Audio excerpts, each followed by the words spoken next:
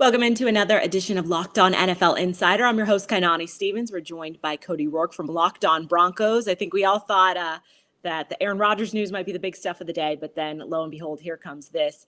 A new quarterback in town in Denver, not maybe the one we expected, but what did you think immediately when you heard this news that Russell Wilson was coming to the Broncos? Well, it was a wild morning, Kainani. First off, we were recording a little bit of a reaction to Aaron Rodgers announcing he was going to go back to the Green Bay Packers on Lockdown Broncos.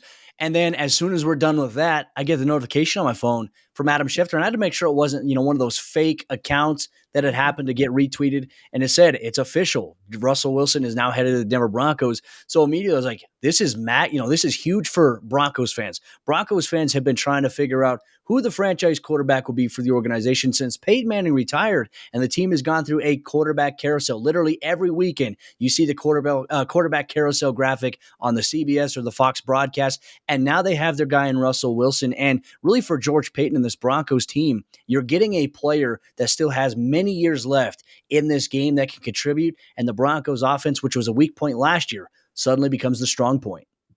And I think fans have to be excited that the team was so ready to make that decision because, as soon as Rodgers they were like, all right, well, we're doing this instead.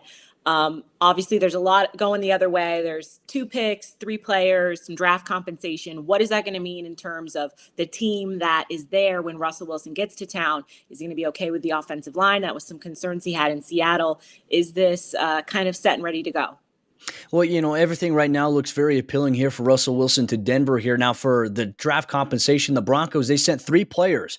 Quarterback Drew Lock is now going to Seattle. Defensive lineman Shelby Harris, and also tight end Noah Fant. So you're losing 2 offensive pieces. One of them, obviously entering the final year of his deal for the Seattle Seahawks now. He's now playing there for them. But for Noah Fant, an important time. He had his 5th-year option coming up.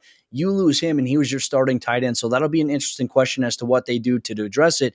2 first-round picks, 2 second-round picks, and a 5th-round pick. But the Broncos, they also get a 4th-round pick in return here. So they are getting additional compensation for Russell Wilson in terms of receiving him. Now, for the offensive line, it's a much more improved unit than it has been in years past. You have a Pro Bowl left tackle in Garrett Bowles. Dalton Reisner is entering a pivotal year for him at left guard. And at center, there's a lot of questions of whether or not Lloyd Cushenberry, as he enters year number 3 in the NFL, will be the guy there. Could they move veteran offensive lineman Graham Glasgow to the center position, who came back? And then you have Quinn Miners, who was the talk of the Senior Bowl last year and got some starting reps down the stretch of the season. And then at right tackle is a little bit of a question, but the Broncos still have some cap space that more than likely they will look in free agency to fill, maybe tight end and right tackle. I think many people were focused on Rodgers for a while as a possibility, but getting Russell Wilson, who has several years potentially left, maybe more than Rodgers might have, and is a different kind of quarterback as well. Obviously, he throws a ton, but he's mobile. So how does this kind of change the dynamic maybe of what we can expect to see from the team this season going forward?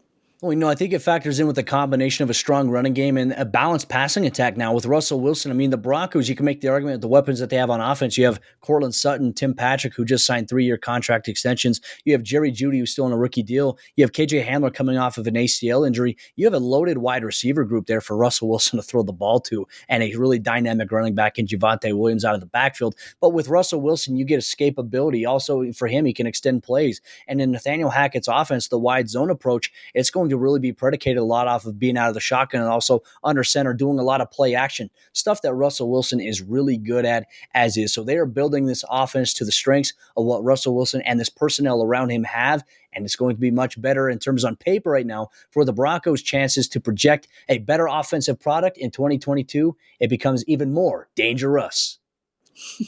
I like it. Are we coining this already? We have to. I have to give a shout out to a listener of the show. They said the Broncos become a much more dangerous team, and I had to take it. So obviously a lot of credit to, the avid listeners out there in Broncos country. But it certainly plays well. This is exciting news, I think, for the Broncos fan base, and rightfully so. It is a move that puts them on the map now to be Super Bowl contenders. Now the question is, can they get there?